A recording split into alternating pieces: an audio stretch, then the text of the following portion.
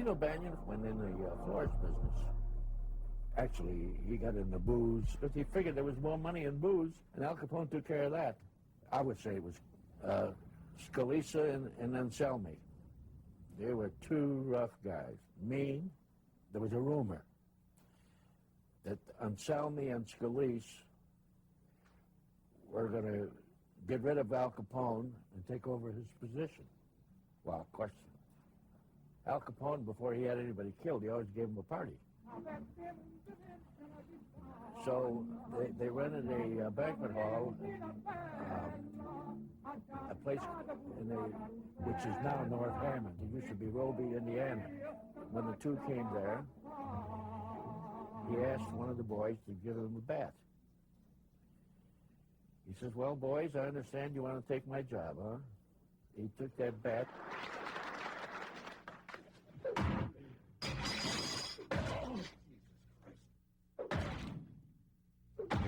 And he killed both of those people. There was Scalise and Anselmi. There was another person. He just was in the wrong place. When the wires came across, we got to know about it. We went out there and photographed the three bodies. They figured it was a rival gang that had killed these three people. But later it came out that Capone did exactly what I said.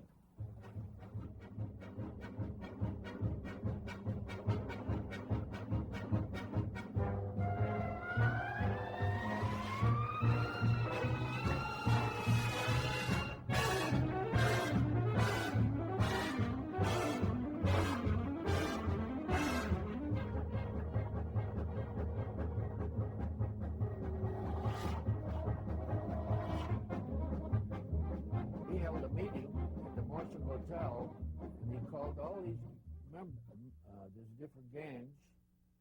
They had a meeting, and he says, now look, like Bugs Moran, Joe Saldas, O'Donnell, and some others, and they're lieutenants and whatever, and he said, look, there's enough for everybody. Why kill each other? He figured, why have a war when there's enough for everybody? And everybody followed through except Bugs Moran. He was, go back to the ethnic basis, an Irishman, a crazy man, and a threat to the safety and a threat to the security of the Capone gang. Well, first of all, he didn't like Al Capone. And he felt that the hell with him. Who the hell is he? Who the hell is that wop? That's the words he used. I mean, that's the things that we've learned. Who the hell is that wop that can tell us what the hell to do? He said, we'll sell booze wherever the hell we like. That was the thing. Now, you see, if you go back to that meeting Capone had, they cut up the districts. And now everybody else stayed in their district. But not him. Apparently, from what I understand, from old-timers, when I first started as a kid reporter, earlier than 20 years of age, they all said the same thing, and they were privy to proper information. And that was the fact that the St. Valentine's Day Massacre was done by the Capone gang, posing as policemen.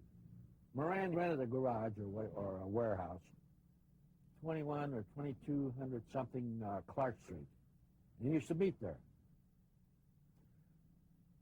Well, Al Capone had some people across the street to watch to see when he was coming into that meeting. Bugs Moran had he was about 10, 15 minutes late. He had to stop somewhere, and because the meeting was set for 10 o'clock. And that's when the boys broke in, and I'm sure that it was Jack McGurn.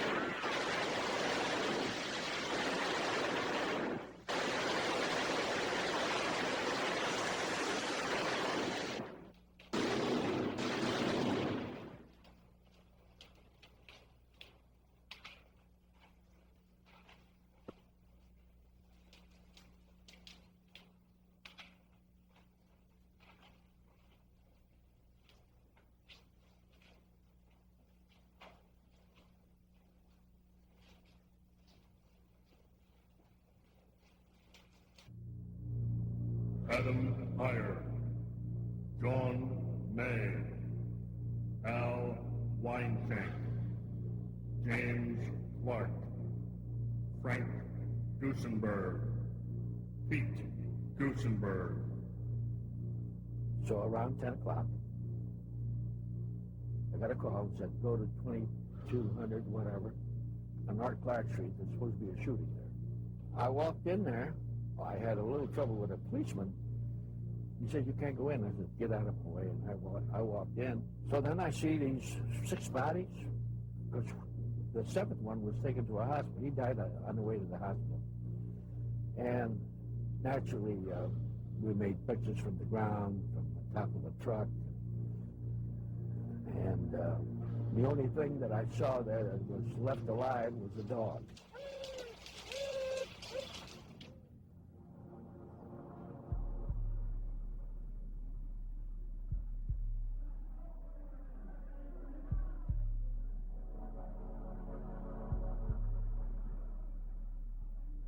Machine Gun Jack McGurn was a prime suspect in the St. Valentine's Day massacre. According to a relative that I talked to, was very superstitious. At St. Valentine's Day, he would not leave his room and go out of his room. He would eat sandwiches and magazines on St. Valentine's Day every year. He also had been a bodyguard for Al Capone.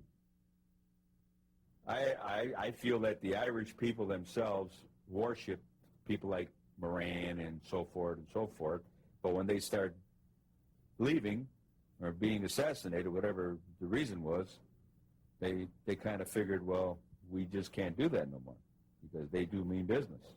Well, everybody said, well, this has got to be a Capone job, and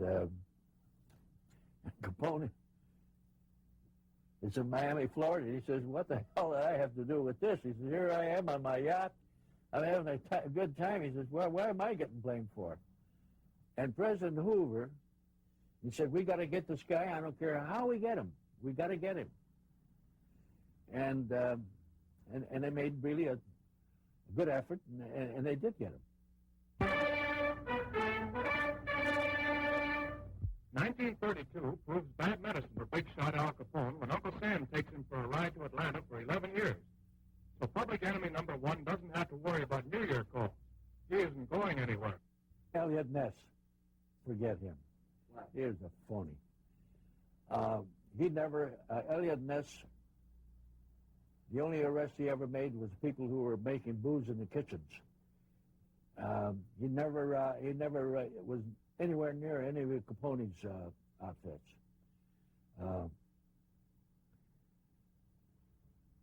What Elliot Ness did was that when all this is all over with, your prohibition is gone, and he was with the department, and he kept file. He dug out all the files possible, and then he wrote a book. And out of this book, he became a hero. The latest thing I can tell you about Elliot Ness is recently a former congressman, Roland Libinati, passed away. I took he and his wife to see The Untouchables. Libinati, the opening scene showed a little girl being killed by a bomb placed on a speakeasy. Everything we need. Green beer you're peddling just ain't any good. Well, it's supposed to be good. It's supposed to be bought. I'm not buying any. Don't worry about it, Pops. We won't come back. And how's everyone at your house today? They're fine. Your mama well? She has a little cold. Oh, she does, huh? I'm sorry to hear that. But she'll be all right.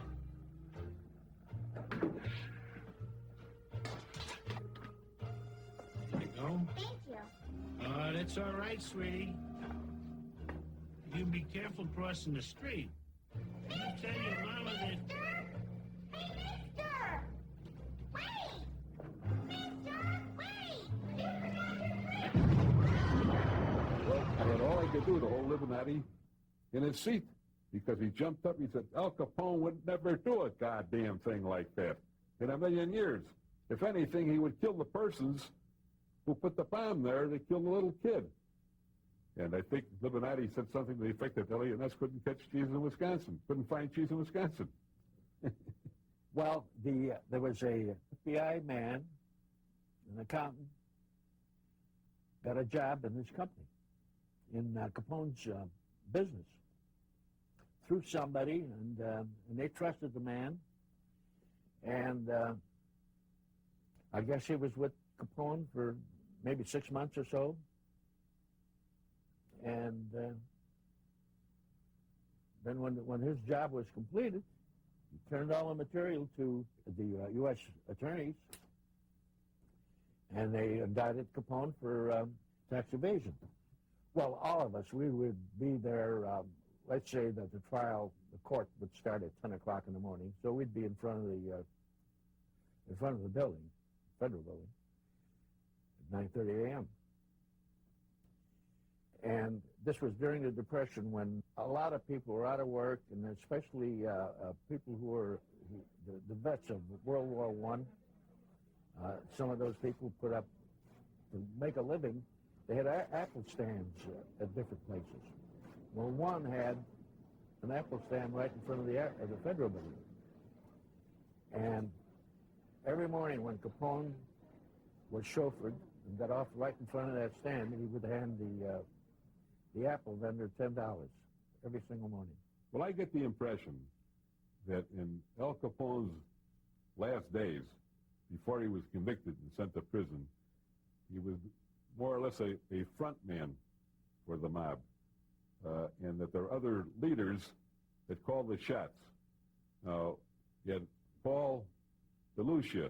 They called him Paul the Raider Ricca. He was probably the most powerful gangster we ever had in the history of this nation. Ricca, I'm talking about. And Frank Nitti was another. These were the bosses that really controlled Al Capone.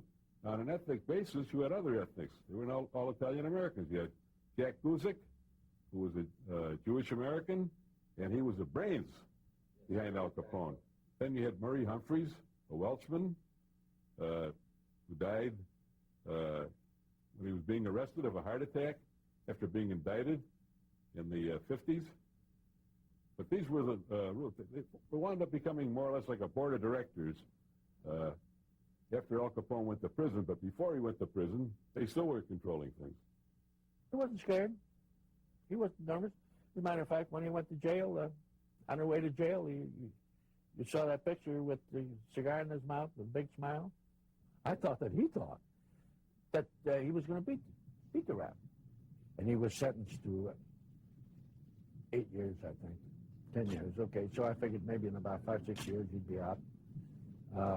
No one knew that he was sick until later. I thought that he'd be out. You know, he'd be out on good behavior. And the last time I saw him, he was on his way to jail. Talk about excitement at the county jail. It's finally come to pass, and here's the proof. Mr. Alphonse Capone, alias Mr. Ralph Brown, alias the Big Shot, has met the enemy, and he is there, on his way to the Dearborn Street station with an escort that'll do credit to a sultan. It won't be long now before the world's most notorious gangster will be only an offensive memory. And if he behaves himself while he's the guest of Uncle Sam in Atlanta, he'll be out again in only 7.5 years. And so, up until 1940, Mr. Capone will be Mr. 40,886.